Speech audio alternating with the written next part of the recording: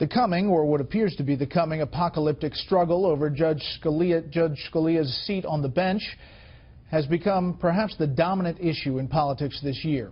Think about it. It could become the #1 topic in the presidential campaign, this year's congressional session, President Obama's final year in office, and naturally, this term's Supreme Court agenda. We have Fox team coverage. Shannon Bream looks at how the cases on the court's docket will be affected by Scalia's passing. But we begin with correspondent Kevin Corke, traveling with the president in Rancho Mirage, California. Hello, Kevin.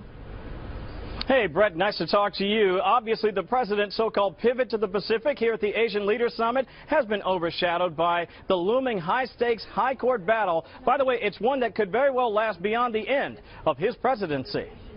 Not on my watch. That's what Senate Republicans are saying about the prospects of confirming President Obama's as-yet unnamed nominee for the Supreme Court vacancy created by the death of Justice Antonin Scalia. I think almost anybody with brains would say this is probably not the time to pick the next Supreme Court justice. Hatch echoing the sentiment of many GOP senators, including Majority Leader Mitch McConnell, who said in a statement, quote, "The American people should have a voice in the selection of their next Supreme Court justice. Therefore, this vacancy should not be filled until we have a new president."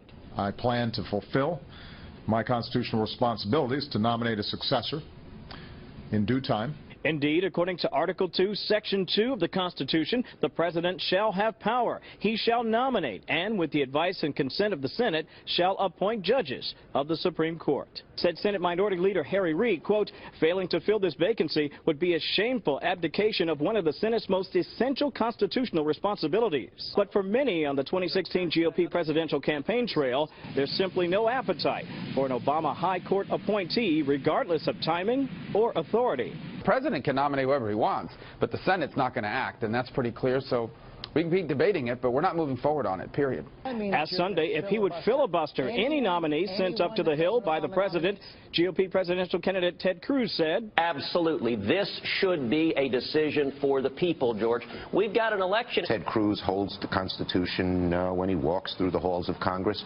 Let him show me the clause that says the president's only president for 3 years. Experts say by refusing to let the process play out, Republicans risk being seen as obstructionist. But were the White House to change course and consider a recess appointment en round, that would be far worse for Democrats. I think that would be suicide for Democrats. In this election cycle where the Senate is at stake and also a new president, for this president to force his nomination upon the country I think, defies the Constitution. All right, Brett, I just want to share one more nugget I think you'll find very interesting. It was New York Senator Chuck Schumer back in 2007 who suggested to his colleagues that they not confirm any Bush high court nominees for the remainder of his term, and that would have been a period that lasted around 18 months. Just again to give you some perspective on those who say 1 year without a nomination is far too long. Brett? Kevin Corke traveling with the president. Kevin, thank you.